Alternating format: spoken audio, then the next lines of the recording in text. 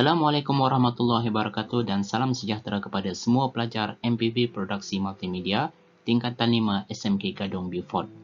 Pada hari ini kita akan mempelajari tentang konsep cahaya dalam animasi 3D.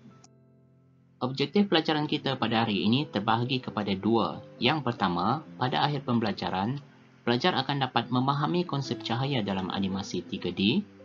Yang kedua, pelajar dapat meletakkan cahaya ke dalam scene. Objektif yang pertama lebih kepada penerangan video, manakala objektif kedua adalah video tutorial bagaimana kita meletakkan cahaya dalam perisian 3D Studio Max. Tanpa membuang masa, kita teruskan kepada bahagian yang pertama iaitu memahami konsep cahaya dalam animasi 3D. Sebelum kita pergi kepada jenis-jenis cahaya dalam animasi 3D, kita perlu tahu apakah itu pencahayaan. Pencahayaan merupakan teknik yang digunakan untuk mensimulasikan cahaya dalam persekitaran 3D, iaitu dengan arti kata yang paling mudah, bagaimana kita nak meletakkan cahaya tersebut dalam suatu persekitaran 3D. Pencahayaan ini penting untuk mewujudkan satu keadaan ataupun persekitaran 3D yang lebih realistik ataupun lebih kepada keadaan sebenar.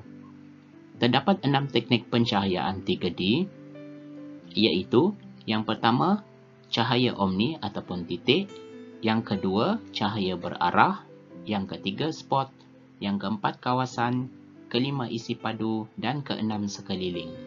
Kita akan lihat satu persatu jenis-jenis cahaya ini. Jenis cahaya yang pertama dipanggil cahaya omni ataupun titik. Cahaya omni akan memancarkan cahaya ke semua arah dari satu sumber yang kecil.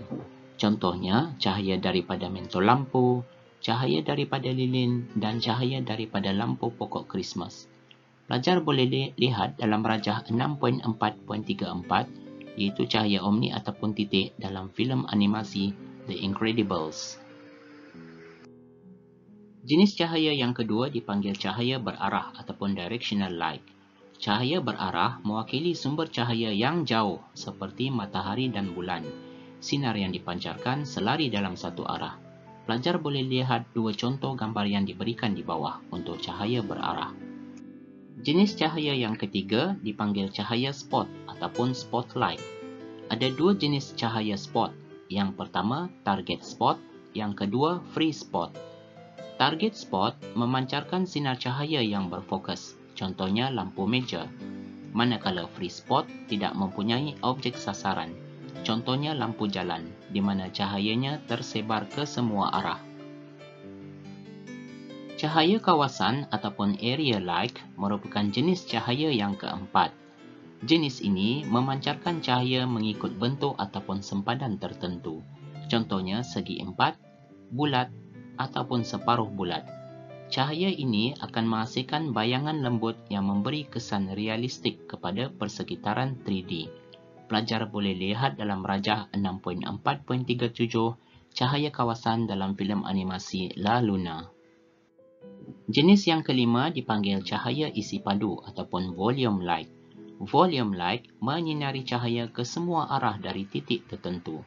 Biasanya, gambar yang diberikan akan memberi kesan khas seperti ada asap, kabus dan sebagainya. Boleh lihat dalam contoh cahaya isi padu filem Wreck-It Ralph, seperti dalam gambar yang dilampirkan. Jenis yang keenam dipanggil cahaya sekeliling ataupun ambient light. Ambient light memancarkan sinar lembut ke semua arah. Cahaya jenis ini tiada arah tertentu dan tiada bayangan di tanah. Dan cahaya ambient light boleh dibandingkan seperti waktu senja setelah matahari terbenam.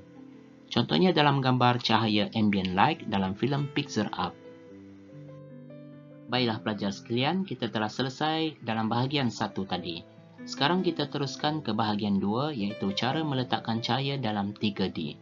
Bahagian 2 ini lebih kepada video tutorial bagaimana cara kita meletakkan cahaya dalam persekitaran perisian 3D Studio Max.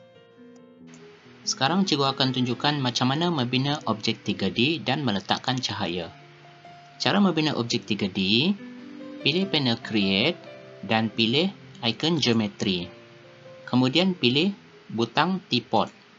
Seterusnya, pada perspektif viewport, kamu klik dan seret bentukkan satu bentuk teko. Ini cara membina objek 3D. Baiklah, untuk meletakkan cahaya, cara-caranya ialah klik panel Create, pilih ikon yang ketiga iaitu ikon Lights. Kemudian, pada drop-down list, pastikan pilihan adalah Standard. Dan pada object type, pilih Target Spot.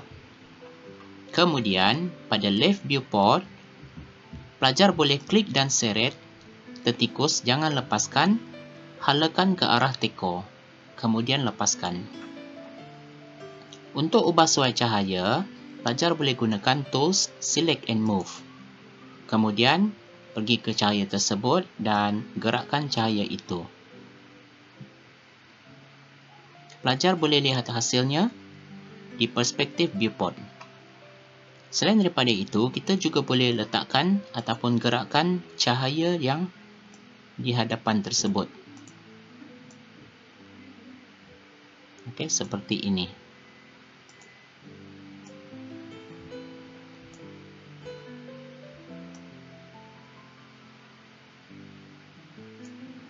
Okey, langkah seterusnya kita perlu namakan cahaya tersebut. Tukar nama spot 01 kepada cahaya 1. Typekan di keyboard.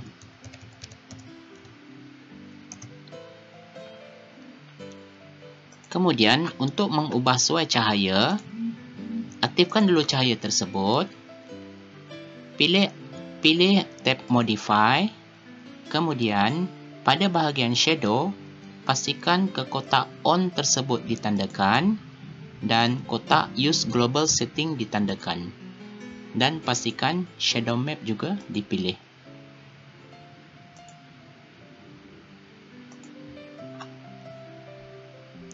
Okey.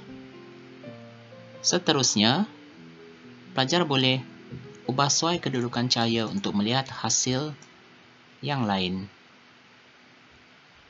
Okey, pelajar perhatikan pada perspektif viewport, bila cikgu ubah cahaya dia ke arah lain, perspektif viewport juga akan berubah.